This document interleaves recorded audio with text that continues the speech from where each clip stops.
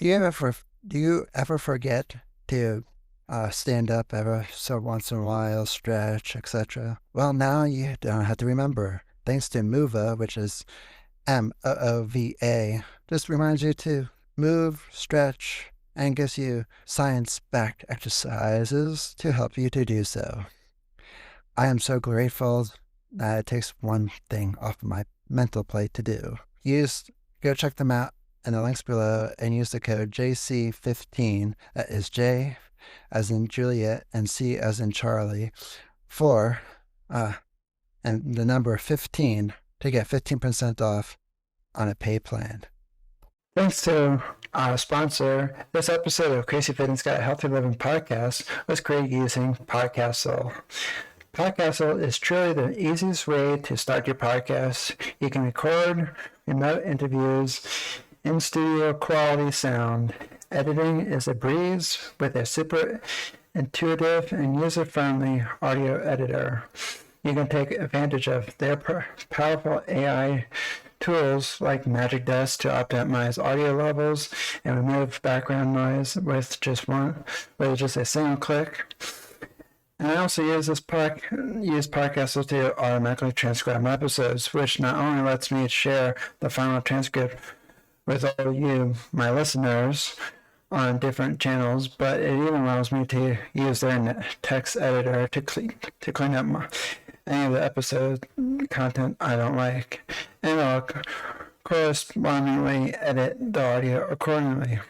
Podcastle is amazing, all-in-one platform to create your podcast or any audio and video content.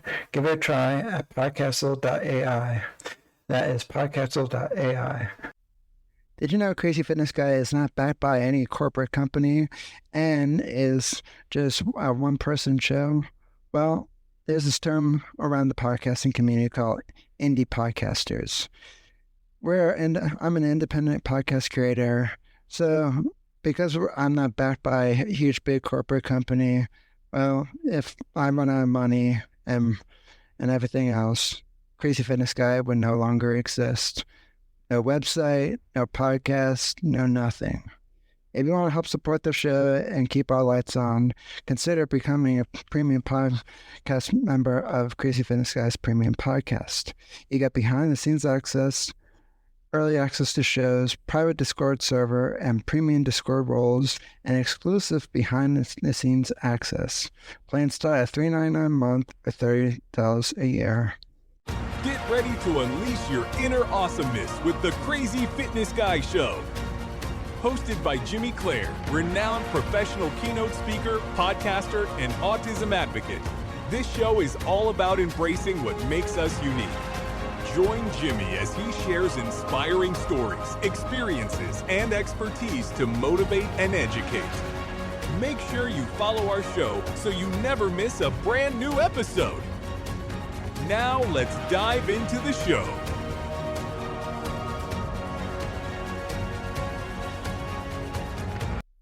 Welcome to an episode of Crazy Fitness Guy Healthy Living Podcast. That's weekly motivation with Crazy Fitness Guy. Before we get started, today's guest, her name is Cheryl Plof, and is the founder of the Icon Maker. She and her partners lead coaches, consultants, and entrepreneurs to scale to 6 and 7 figures with high margin programs and podcasting. Their clients have generated over $3 million in sales since 2023. For 2 decades, Cheryl was a highly respected Canadian television anchor and executive with the network. This should be a really great conversation, and I look forward to it. And we're going to dive in, and I'll share where you can follow and everything at the end, just so we stay on track and stay on time, since I'm just been running on behind on everything thanks to my sinus infection. Thank you, stuffy room and stuffy 97-degree weather out. Love it. But here's Cheryl. Hey, Cheryl. Hey, Jimmy. Great to be with you today. Glad you're here.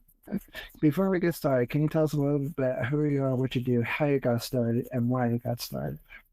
Well, I spent my professional career in television broadcasting, as you mentioned in the introduction. So 25 years on TV, 17 of those on national television. I managed a news department for several years and have had a variety of different roles in media. Started my company in 2017, initially in video marketing and digital marketing.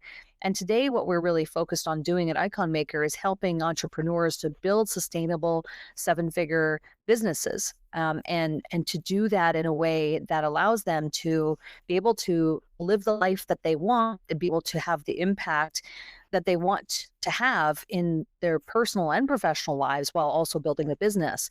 So it's a great way that we have to approach this, because it's a little bit contrarian, I think, to what some of the gurus out there are talking about in terms of what is the best approach to do so. But podcasting is something that we think aligns perfectly to our philosophy, that it's about building high trust relationships between the guest and the host that actually propels the business forward. I agree with that. I do love podcasting. I've been on 187 different podcasts in total. I Good kind of for lost you. track a little bit. I knew it was somewhere in the 180s somewhere, but uh, yeah. But I love being on guests on people's podcasts, and I also like being a podcast guest. Also host. Though I have to say, some of the admin work of it kind of gets tedious when you have to play follow up with some people, and it's like, here's the right link, and it's like, I can't find the link, and then it's like, how much can I like pinpoint it for you? It says location link next to it. I can't specify it anymore. But we can't be more clear than that. Well, have you ever considered hiring an assistant to help you? Uh, mm, yes, at some point, but Yeah. not quite there yet. Yeah. Yeah. Well, I think that's often what we see with, especially podcast hosts who embark to create this podcast. And sometimes people will start the podcast with intention that it'll be a business driver, but there sometimes is a lack of strategy on how that's actually going to be accomplished. That's something that we talk a lot about during our workshops. Is we talk about what are the actual strategies that you can use in order to make this not a hobby, but to actually make this work for your business. Because there's nothing wrong with having a podcast if it is a hobby, but we can't expect for it to be a driver for the business if it's actually built for a hobby. So I think that's one of the big drivers and differences that we see is, what do you want this podcast to do for you?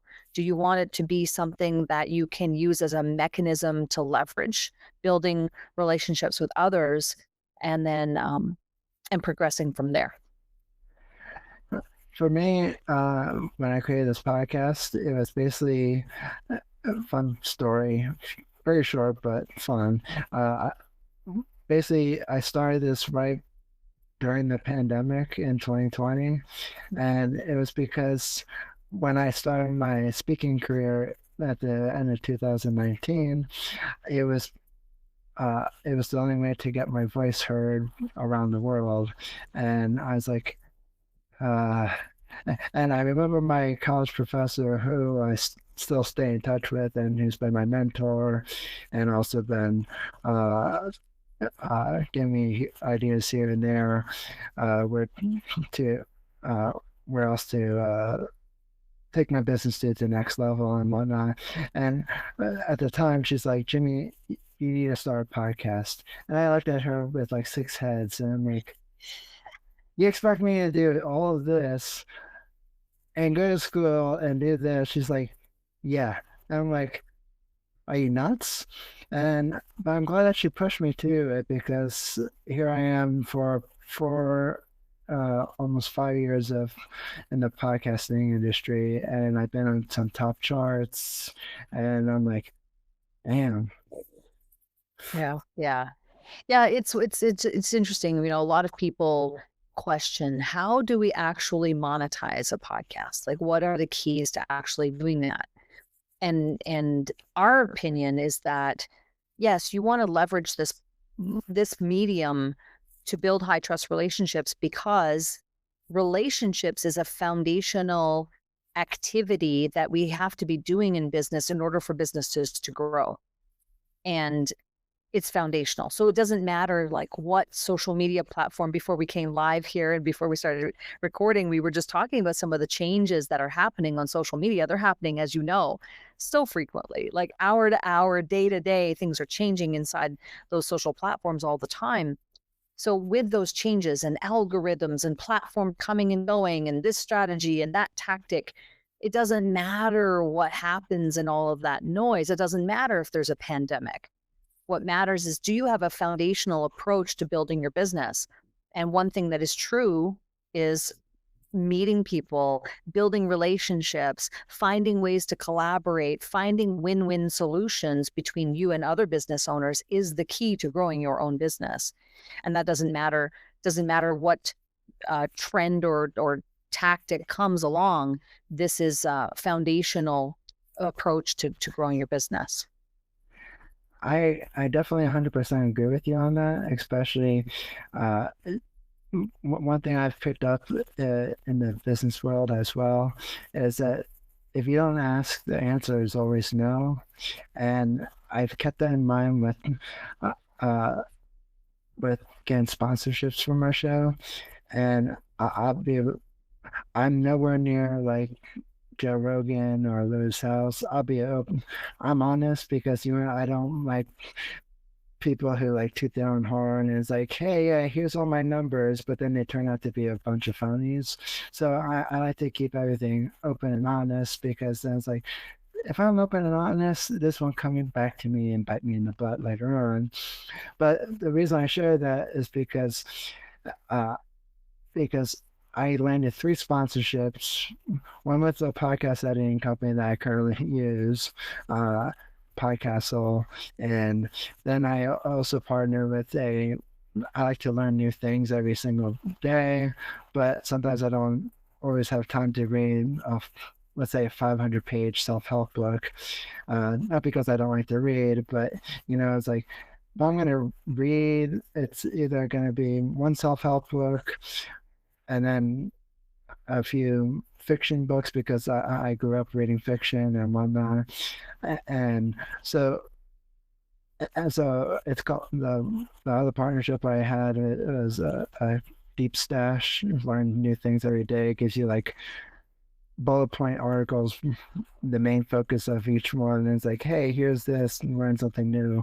And I partner with those, and I partnered with another one just recently called Blocker P, to block out scammy, annoying, bad websites. But my point of sharing this is that just because you're a small podcaster doesn't mean you can share with get sponsorships. And I learned that, and if you don't ask, the answer is always no. Because, and I heard this from somewhere as well,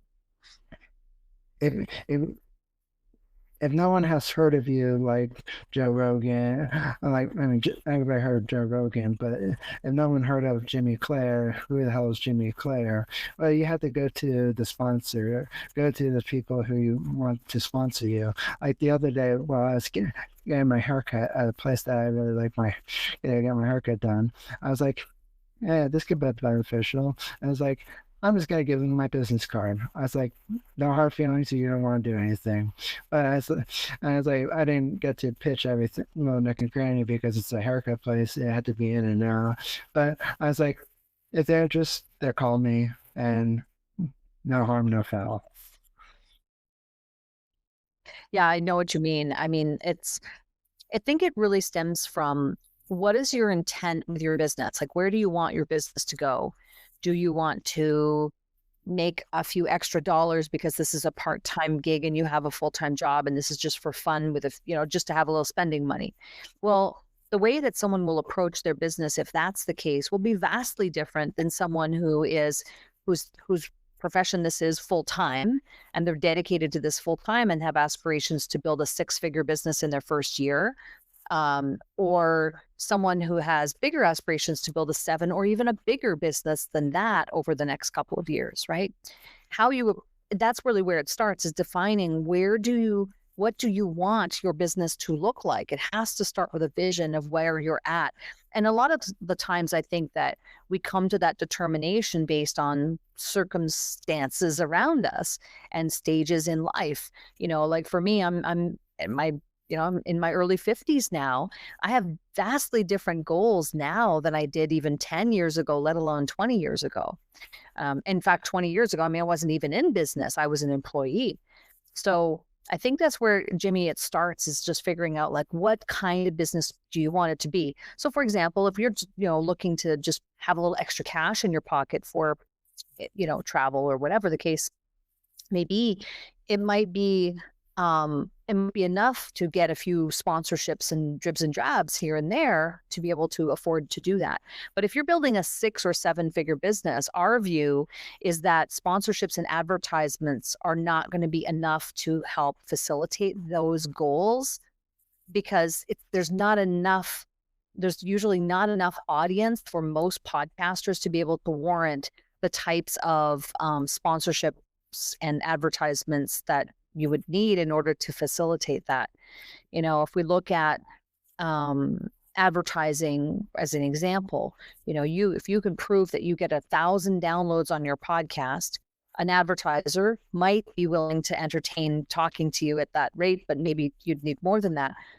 They'll pay you $25 to put an ad on your show for those 1,000 downloads. Well, $25 is a far cry from 6 figures in revenue. So you have to have another way, and there has to be a different strategy in order to build a 6-figure or a 7-figure business through podcasting.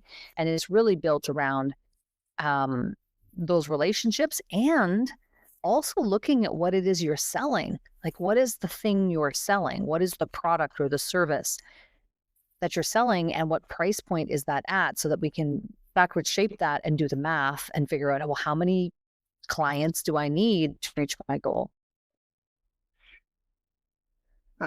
I like all the things that you said. For me, at the moment, my goal is to kind of keep everything like in-house. I'm not looking to hire many employees. Because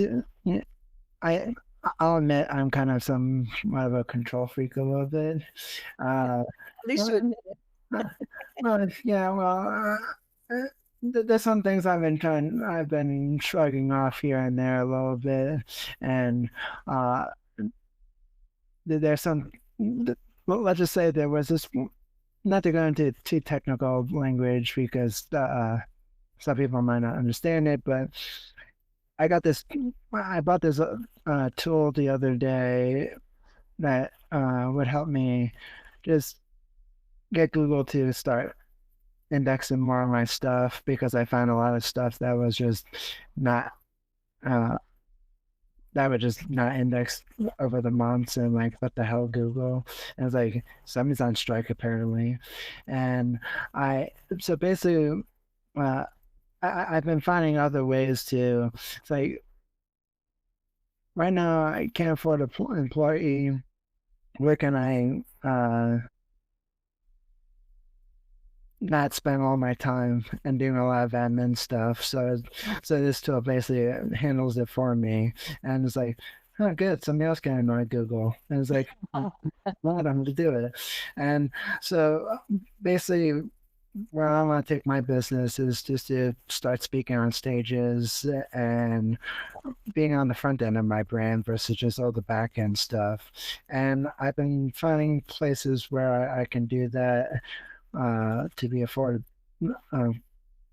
affordability, and not just having to spend more money. And it's not that I don't want to take my business up and up and up. I'm just, right now, I'm taking at my pace at the moment. I'm trying to live in the moment at the moment, because there's sometimes, and there's some days, I'm thinking too far ahead, and I'm like, why are you not focusing here and now? And it's like, you're worrying about 20 plus years later, or 10 years later, or 5 years later. And it's like, why am I not focusing now? And the reason why I haven't focused on now is because I had so many people telling me, it's like, Jimmy, you gotta focus on your future. It's like, why do you think I'm in college? It's like, well, it's like I'm technically doing what I'm doing from college. And it's like I'm media studies, damn it. And it's like, you really get. And it's Yeah. like I'm putting in my work. Yeah. Yeah. Yeah. I hear you. I think when it comes to setting goals, you know, I do think you want to think ahead for the main purpose of being able to reverse engineer getting there. I'm not a person, I don't tend to be a person who looks back. I'm definitely a more in the moment person and looking forward kind of person, but I don't look so forward that it stops me in my tracks, right? I'm looking forward so that I can plan for how to accomplish that thing. So for example, with Icon Maker, me and my two business partners, our intent is to serve 1,000 entrepreneurs in our program over the next many years. And then the idea is to exit this company at some point in the future and have someone buy us. That's our goal. So we know that if we can serve 1,000 entrepreneurs in our program and help them build a legacy business and to be able to build a sustainable business, we will have made our impact on them and through them, but we will also benefit for ourselves at that point as well. Well, we need to think about that future vision in order to backward shape how will we accomplish serving those 1,000 people. And making decisions about how we run our company is always looked at through the lens of that future vision of what we want to eventually have happen. So looking forward isn't always a bad thing, but I do agree with you that staying in the moment, staying present, and staying like focused is a really great thing to do. A lot of entrepreneurs, I think, struggle with that because they're often looking back. They're looking back at the things, that didn't work, and they're kind of dwelling on the past, and it's not really going to do you any good to do that unless you're learning a lesson, unless you're learning something important from those experiences and applying it to how you're behaving in today's world. I also just want to circle back real quick of what you also said is that that I have many different streams of revenue for my business. They're not all very time consuming, so it's not like it is like put all your energy on this and everything that too, and put all your eggs in one basket. Because I've seen a lot of people. I'm not going to name any names, but I've seen a lot of people, and it's like, I got hit by this algorithm update. I just lost a buttload of money, and it's like, shouldn't put your eggs in one basket. And yeah, people look at me, and I'm like, well, I told you, should put your eggs in one basket. And it's like, I know better. And it's like, because what if that platform doesn't exist? I think I saw somewhere, shape and form that one company was shutting down. And I was like, oh, somebody should put their own eggs in one basket. And it's like, and I felt bad for the people because they was like, I don't know where else to go now. And it's like, Yeah. I mean, there's something to be said for that, right? For diversifying your revenue streams and having multiple, especially if you're going to be building, let's say, 8-figure, 9-figure, like you're not going to get there with one thing. We at Icon Maker do though believe that you can and should get to 6 and 7 figures with one offer. Like you should be able to, especially with a high ticket offer, which is what we teach, that you can and should go to 7 figures with one offer and be hyper focused on just that one offer. After that, though, then it's a different conversation because you're at a different echelon. You're at a different station in your business at that point, and it requires a different strategy. So what we talk about in our workshop is the fact that what gets you to 6 figures does not get you to 7. The same is true from 7 to 8 and 8 to 9. Like as you reach these echelons, there's different strategies that would come into play to helping you get to the next one. It's a different play. And And so there's something to be said for that. But I also think that, especially in our world, one offer to get you to seven figures. So I was curious, how did you go from being uh, a TV anchor to what you're doing now? For me, it started in 2013. I just had this inner knowing that something, God, source, universe, somebody was speaking to me and saying, hey, it's time for the next step. But it took me several years. I would say it took me about 4 years, Jimmy, to finally, let's say, muster up the courage to leave that very um, to leave a great profession, to leave a great position, to leave a good salary and all that comes with it and the security of that. It took me about 4 years to find the confidence to finally leave in 2017 to start my company. But initially it started as a nudge. It started as a kind of a in my heart, knowing that there was something else I was supposed to start to do. In 2017, I started the company just as myself, and I was able to reach that six-figure echelon in the first year, which was great, in large part because of high ticket offers. And then from there, just continued to progress. And like you, you started your podcast, I think, during the pandemic. Well, I had started my third attempt at podcasting during the pandemic, but the third time I tried it, I did it with a different strategy in mind. I thought, what if I do a podcast? But this time I'll do it with the intent of building trust relationships with others through the podcast. And that's when everything changed. That's kind of when the light bulb moment went off in my mind. I went, oh, that's how we should be using the podcasting modality or this format. And so that's really how it progressed. Then I got the attention of my business partner, Danella, we've known each other for years, but my business partner, Tom, I didn't know prior to being on a networking event where he heard me speaking, just like I am with you today, about some of these ideas and strategies, and caught his attention. The three of us got together, purchased assets from someone who was getting out of the podcasting industry, purchased those things, and now have had several events, and we continue to bring clients into our program on a consistent basis, and on our path to serving 1,000 people over the next few years. That's how this all came to be. I find it I found it very interesting because I had many.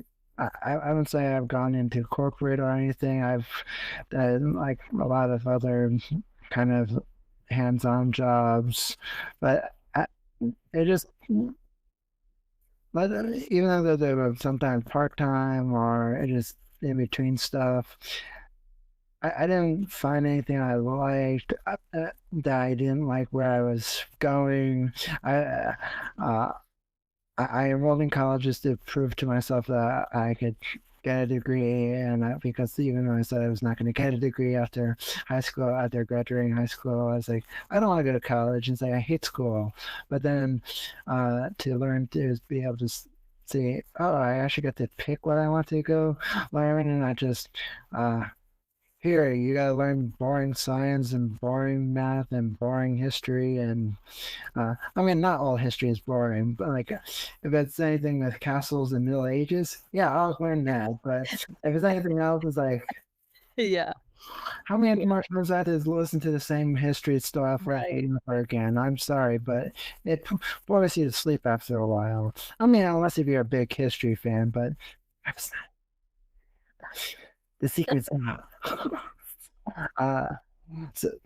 So my last few questions for you is, how do you think people should leverage, how does people leverage podcasting to reach the audience that they want to reach and take it to the next level? It's funny. I did an audio training just recently for someone who was struggling with that very question. And here's how I answered it. I said, start by making a list of who it is that you would like to meet.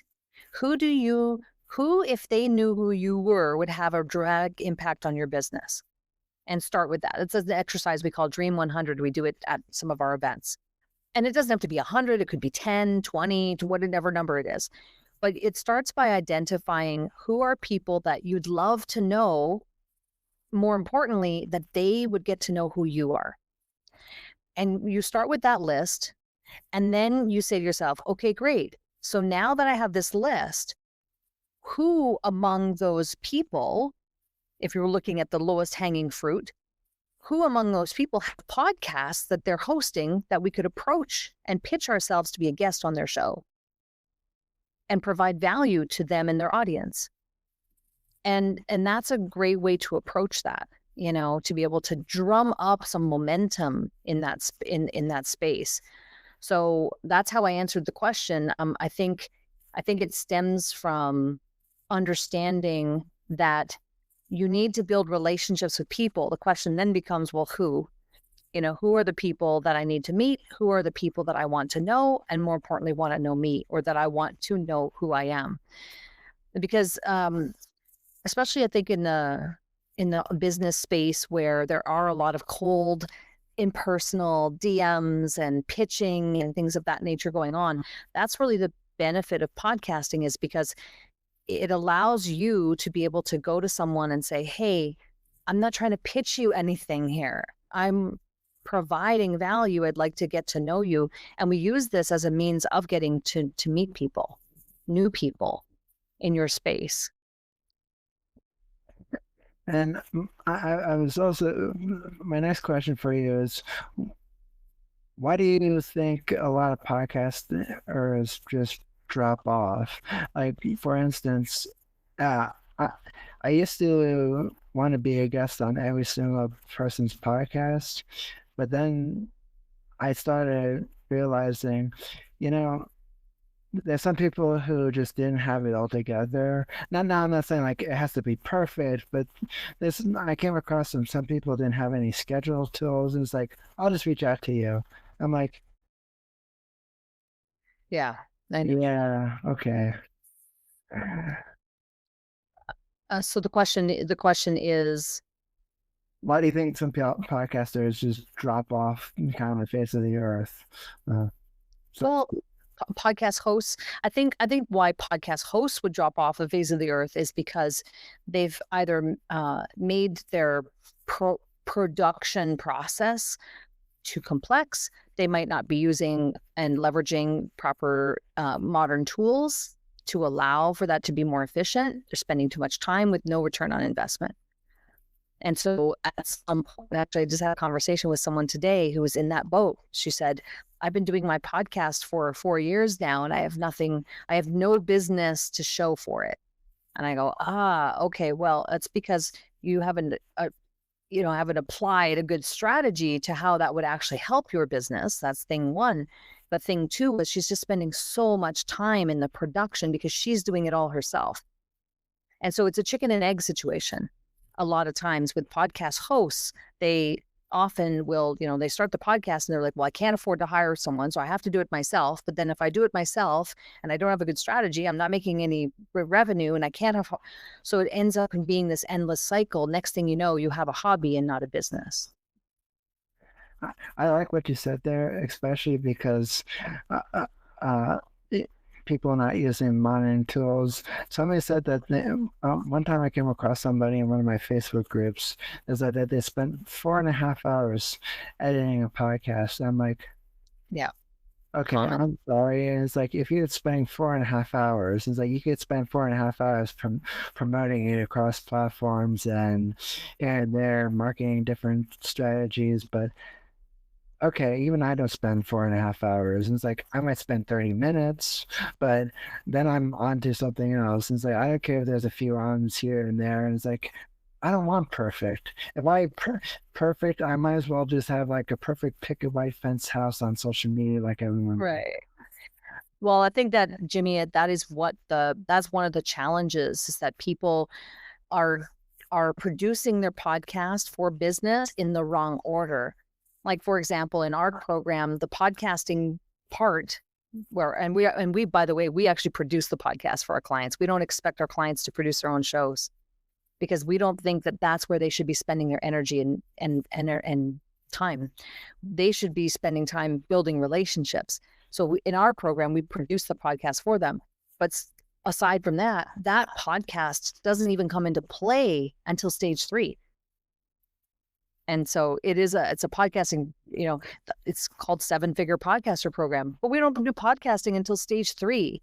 Why? Because we have to have other stages, singing and dancing, before we even get to that podcast phase and stage, because we have the perspective, me and my business partners have the perspective of how we're actually going to leverage that podcast. So it's about understanding the timing and how and the order in which to do things, which is a unique perspective.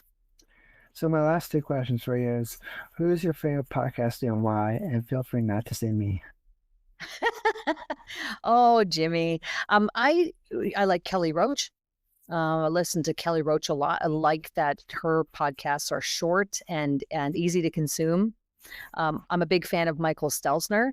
I really like his AI Explored podcast that he's launched recently. I love anything by Donald Miller, and he has a whole team now, people that are producing different podcasts. Like, he's not actually hosting some of those shows anymore. And actually, it's the same is true of Michael Stelzner, and I think about it. So Donald Miller, anything from him, there are just so many of them, but those are the ones that come to my mind. Of course, John Lee Dumas, Entrepreneurs on Fire, there are a lot that I really enjoy, but I'm into AI right now. This is something that we're using operationally in our business to help collapse time and be able to efficiently produce a lot of the done for you elements that we're doing. So AI is the thing that's really on my mind right now. So my go-to is probably more so the AI Explored at this point. But I love all of those people I've mentioned. Yeah, I like AI as well. Not too not too creepy, but just enough to how can I make myself more efficient versus just let's make it really creepy and really scary and Yeah. Unless they can come up with a clone and clone me 6 different times, and I wouldn't mind that, just to creep my parents out. That'd be fun. And my last question for you is, where can people follow you, find you, learn more about who you are and what you do? iconmakerlive.com is a great place to go to find out when our next workshop is. iconmakerlive.com. I'm on LinkedIn. I'm active on Facebook. I'm somewhat active on Instagram even. So certainly sending me a message or connecting with me on any of those socials would work. We also have a Facebook group called Podcast Monetization System, and you can find us there as well and request to join. It's a group that's dedicated to helping, as the name would imply, it's a podcast monetization system for hosts and for guests to help them understand how they can do that. And we often do trainings and have a lot of resources that we provide there as well. Awesome. I look forward to staying in touch with you. Yes. So I would love to have you back on the show in the future, because I'm sure we can talk a lot more about podcasting and whatnot. Yeah. Thank you, Jimmy. This has been a pleasure. Thanks for having me on. Awesome. I hope you enjoy the rest of the day. So that's all the time we have for today. If you like the show, subscribe, leave a review. Let me know how we're doing, but keep it polite.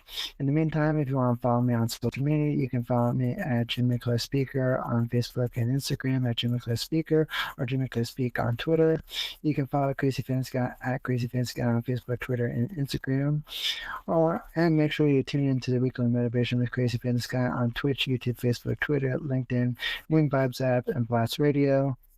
Without to wonder why Wing Vibes app keeps kicking me off with theirs from live streaming. And once this episode goes live, it can go on Apple, Google, Spotify, and wherever you get your podcasts. In the meantime, stay healthy, stay safe, and stay motivated. And I'll be back for another brand new episode of Crazy Fitness Guy Help You Win Podcast / Weekly Motivation with Crazy Fitness Guy. In the meantime, peace. Thanks for tuning in to another episode of the Crazy Fitness Guy Show. If you enjoyed this episode, leave us a review so more people can find us. In the meantime, use the links in the show notes to subscribe to our monthly newsletter, shop for swag, read blog posts, watch videos, and listen to the latest episodes. In the meantime, visit CrazyFitnessGuy.com to see what we are up to in between episodes. In the meantime, stay healthy, stay safe, and stay motivated. Hydro Flask is the best water bottle in my opinion because it keeps my water nice, cold, and refreshing throughout the day. And yes, I do drink a lot of water throughout the day, so even though it stays colder for longer, I still like having a reusable water bottle like Hydro Flask because it just sits on my desk and and reminds me, hey, you gotta drink water. And Hydro Flask, it keeps it cold longer, which makes me want to drink more water throughout the day because, there's nothing worse than drinking warm water. Go to hydroflask.com and use the link in the show notes. And yes, I do get a small commission from Hydro Flask, which also helps support the show. So tell them I sent you. Use the link below. And check out hydroflask.com for more information.